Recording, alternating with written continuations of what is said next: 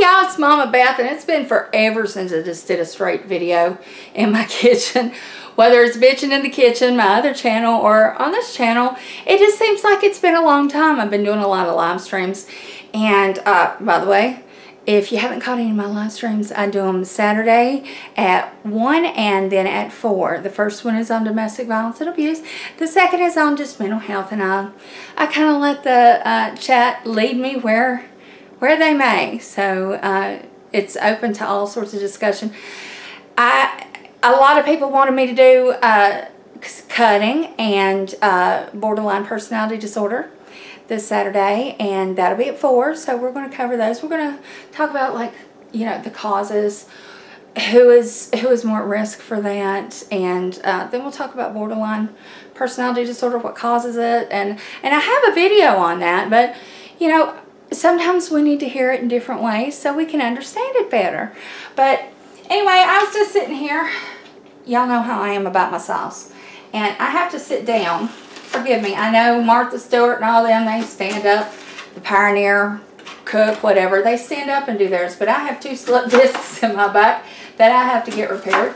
So what I do is I sit. I put everything on my counter and on my cooktop range. Now, as you see, I have probably the worst cutting board in the world. I need a new wooden cutting board, and if you feel so inclined and you got an extra and you want to ship it to me, I'd be more than happy, and I'll give you a shout out in the video. But yeah, you have to use a wooden cutting board, in my opinion, or you don't get clean cuts. And a lot of people used to say, oh, wood cutting boards, they carry germs, they keep germs and all that stuff. I'm going to take this bracelet off. It's making too much noise. But you know what? Maybe if you left your cutting board dirty, yeah, you're probably going to get sick. But you know what? If you left your countertops dirty and ate off of them, you would too. I always wash mine with good warm soapy water, and of course, as you know, I put a little bleach in there, so that helps kill the germs, and then I let it dry thoroughly. I have a cabinet here, a long cabinet, and we put like baking sheets and things like that in it. Things that, you know, take a little bit too much space to lay down in a drawer. And I slide that sucker right in there, and it gets good and dry. You know, sometimes overnight, because usually I cook late. Now, it's during the day and I'm cooking, but I'm working from home, and so I'm going to get all my ingredients in my pot, and then I'll go work some more, and then I'm doing a chicken for tonight, because this sauce is going to get frozen, so we can use it in other recipes later on. I just need to have some amount. And I don't like buying ragu or hunts or whatever. I like to make my own, because if you're a home cook, or if you're a chef, you know you like your cooking, and your family likes your cooking and your recipes better than anybody else's. So I try to have it on hand. I have canned it. I have made the mistake of canning it with a meat sauce, and you know, having the sausage and the hamburger and all of that in it. It's real hard to can unless you got a pressure cooker. If you have a pressure canner, and I don't have one, so I have to do the water bath to can, and it works pretty good. But sometimes it's hit or miss too, and a lot of times I'll end up taking the ones that I'm not sure are sealed great. They feel like they're sealed, but I'll just go ahead and put them in the refrigerator anyway. And then I got to thinking, I got a deep freeze downstairs. What the hell am I doing? I'll just put them in Ziploc bags, throw it down there, and I'll be fine. And so that's what we're doing. So today, all of this sauce will be going in those gallon heavy-duty Ziploc bags, and they freeze so nicely. And you know, if you get all the air out of them, that's the key. When you put the sauce in the bag, get all the air out, and that way there won't be any taste of freeze or burn or anything like that. The air will make it like frost, you know, have like a white frost coating on whatever it is that's in the bag or whatever you're freezing, and it makes it taste a little different. I don't like that. Now, when I started doing this, I thought, well, am I going to teach y'all how to make sauce? I'm sure you know how to make sauce, and if you don't, I'll be happy to include a recipe. It takes a lot of time. It's a 12-hour process. You ain't going to watch a 12-hour video. We all know that. So I thought I'd do a story time. Now, as y'all know, I was raised on a farm Lord, let me get a sip. Every time I start to talk, you know, my throat gets a little bit dry.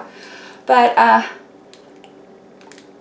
my granny, now my granny is my dad's mother. My Dee Dee is my mom's mother. So, in case you're wondering which is which. Now, my Dee Dee cooked country food. My granny cooked country food. But she was kind of adventurous. She would try a new dessert, a new salad, a new casserole. If it was in a cookbook and it looked interesting to her, she was always so brave, and I loved that. Well, you know, back then, nobody had ever taught me how to make homemade sauce. So, you know, there were some ladies that lived close, and they were of Italian descent, and they started showing me. They started teaching me, and I got pretty good at it, and everybody liked it. But my papa, my granny's husband, he was a very odd eater.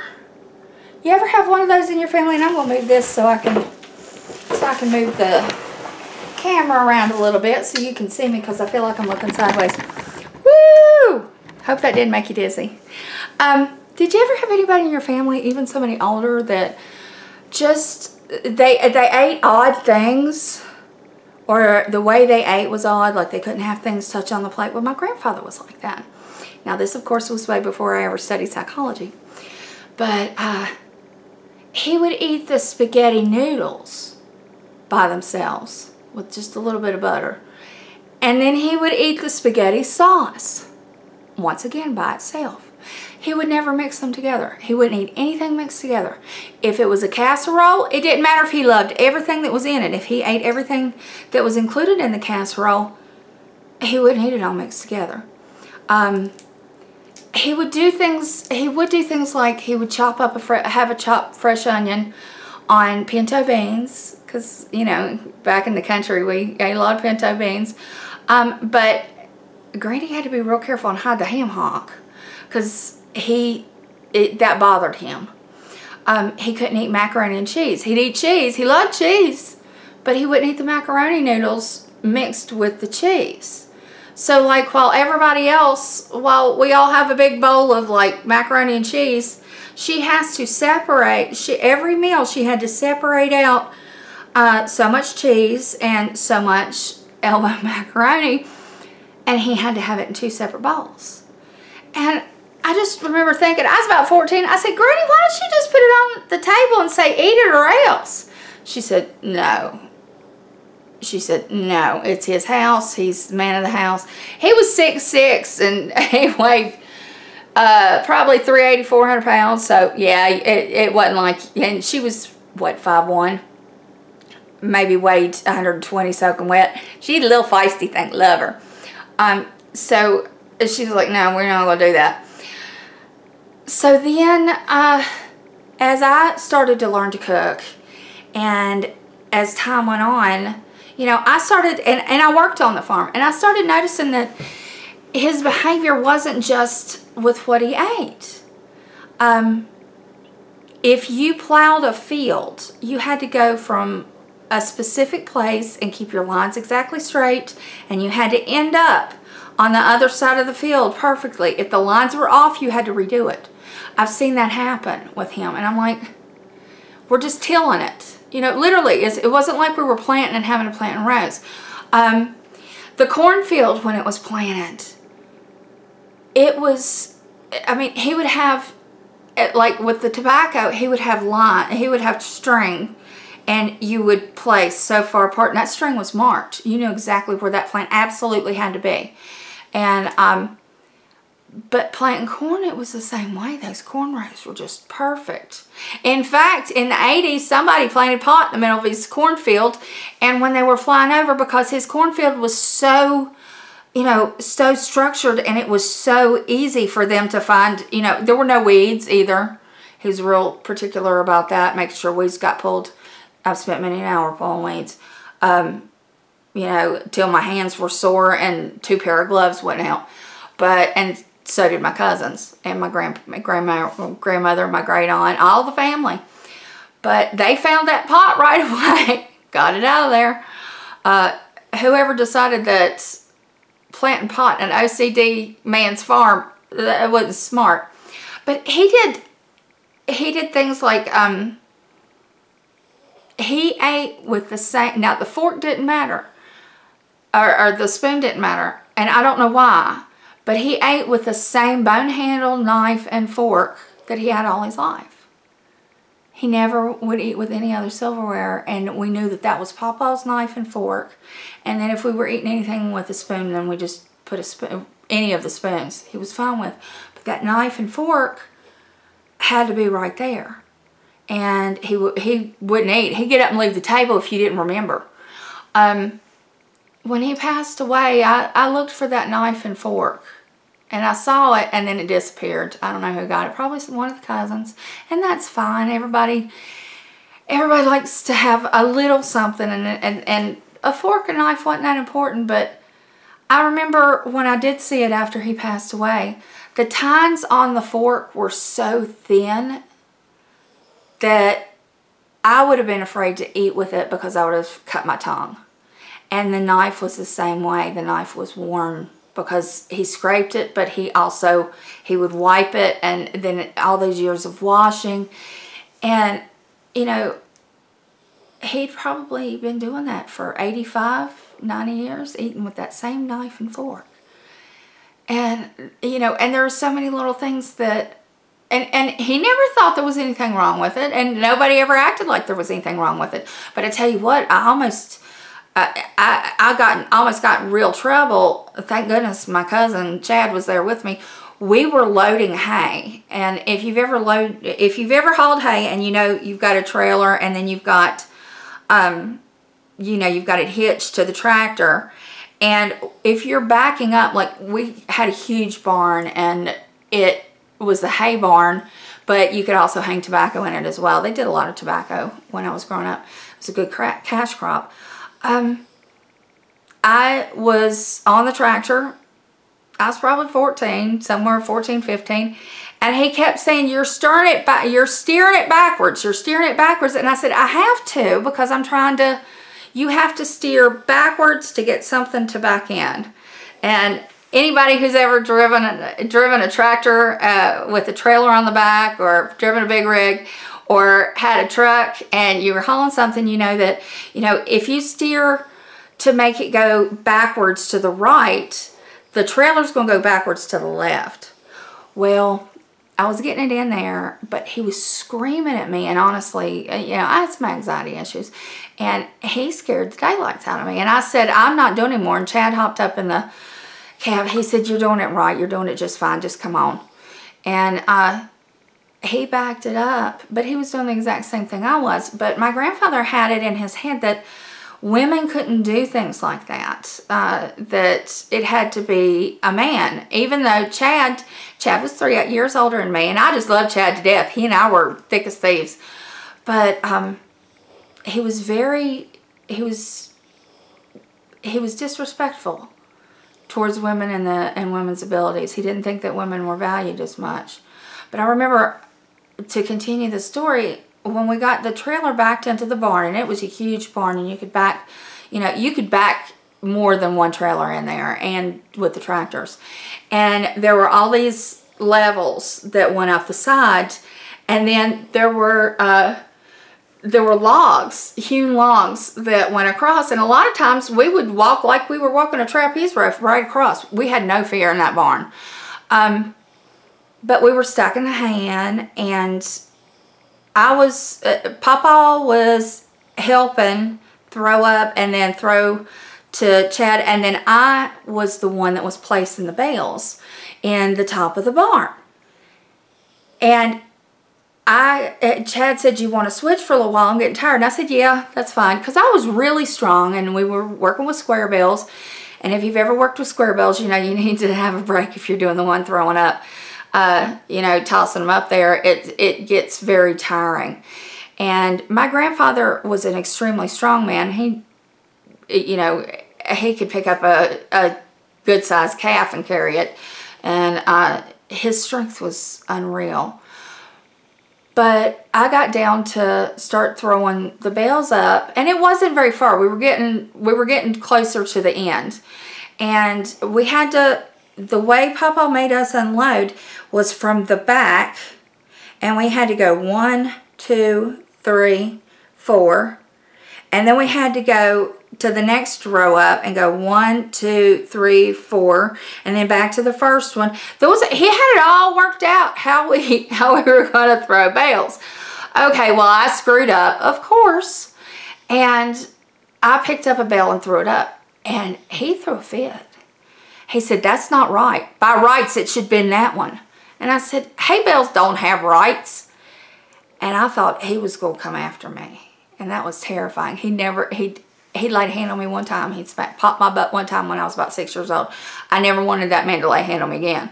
But I said, "Okay, well, I'll fix it. And Chad had to throw that bale back down, and I put it in its place, and then take the bale that was by rights supposed to be up in the loft and put it where it belonged.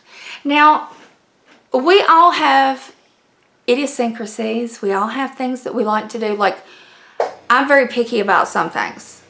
Other things I could care less about.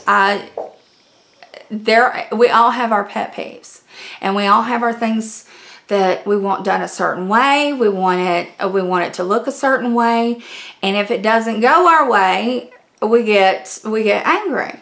But that's a way to control our environment. It's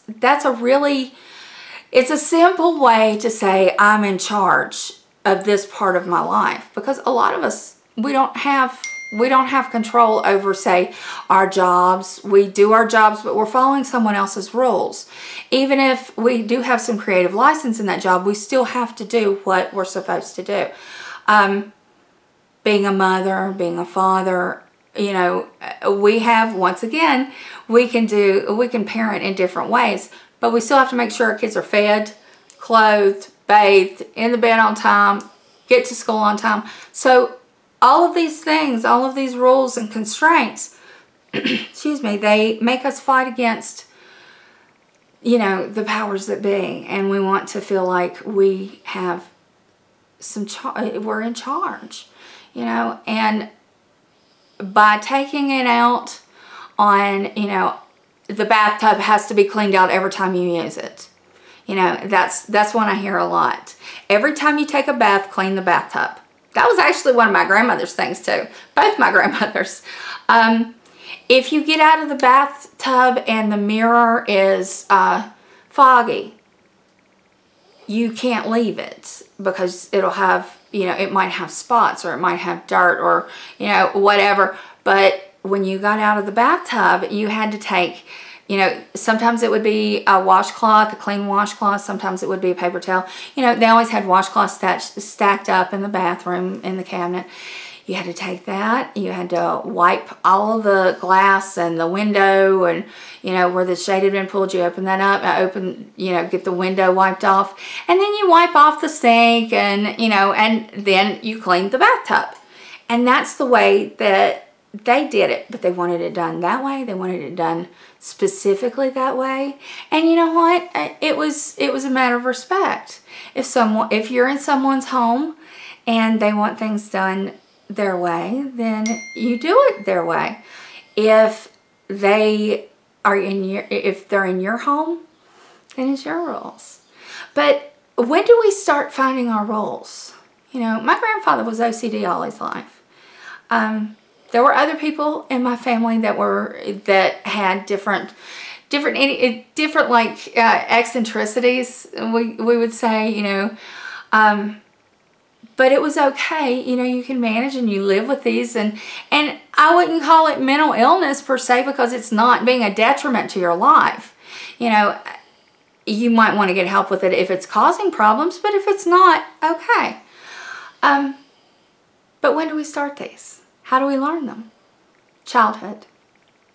When you grow up as a child, you follow your parents' rules. You clean your room. You put your toys where your mother says to. You put your books where your mother says to. If you don't listen, Dad's going to punish you. Their house, their rules. How many of y'all have heard that? As long as you're under my roof, you're going to live by my rules.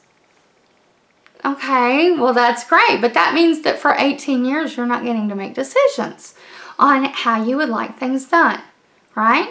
So, you know, while I am 100% behind respecting your parents, you know, finding healthy rules and, you know, have a structure in your house so that, because children need structure. They need discipline and they need structure to know that they are loved and cared about. Okay? At the same time, you can give them a little bit of control and teach them how to make good decisions and what is important and what isn't. Like, say your child has, oh, I don't know, a laundry basket full of books. And they put all their books in it and they're like, I don't want that there. And, you know, as the mother, you're like, well, it's slid under your play table and it's out of the way and you've got more room in your, you know, area to play with. And if you put your books there, you know where they are and they're not going to be scattered everywhere, right? But what if the child says, but I don't want my books there. I want my books by my bed. Or I want my books at the end of my bed. Now, that's the child starting to assert themselves. They are starting to make, you know, good decisions, thinking through things. As a parent, we need to look when those little things happen, and they'll start at age 2. That's why they say the terrible twos, because that's when children start to think for themselves. Their cognitive development is coming along. They're recognizing that they're a separate entity from the parent. So that's why the twos are hard, because oftentimes we don't understand when our children are telling us, and we just kind of go crazy and they go crazy, and it's like, ah!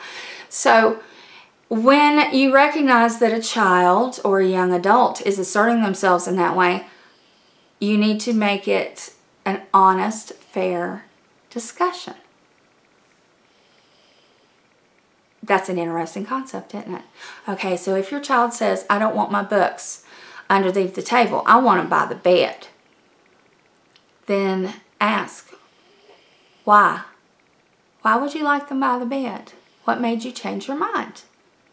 And let them tell you. Maybe they like their books there because it makes them feel safe. Maybe they like their books there because they remember the stories. Maybe they have a hard time going to sleep sometimes and they want to look at their books quietly. You know? Maybe the child says, you read to me at night and I want the books right there. It reminds me of you reading to me. You never know what's going to come out of a child's mouth. But by teaching children that they have some control, little at a time, and it builds, then by the time they're 16, they're going to realize that they can make decisions on their own, and they do it in cooperation with what the parents want. So perhaps they're not going to get behind the wheel of that car after having a beer. Maybe they'll just say, you know what, my parents don't want me drinking, and I don't think I want to drink either, but I'll be designated driver. You know, maybe by giving them some control, they'll make better decisions. They'll start thinking things through. Because that's what we all ultimately want in it. We want our kids to think for themselves, make good decisions, live happy, be prosperous, be successful, and, you know, end up with a good life.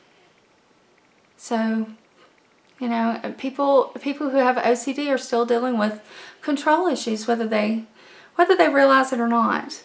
And if you have, you know, OCD, you know, it's also caused by chemicals. You know, we have a chemical imbalance, impulse control sometimes, and that can be treated. But I'm talking about the small little petty things. I'm not talking about having to wash your hands 23 times or check the stove 10 times before you realize it's off and you're comfortable with it. That's a severe form of OCD. I'm talking about a mild form here. But I hope you've learned something. I wish you will. I'm going to get back to chopping onions with my poor arthritic hands. My knife skills used to be good, but they're not now. They're very slow. But I will talk to you later, and I'll probably be live streaming later on. But I'll get this uploaded. I love you. You love you. You have a good day. Do something constructive. Bye.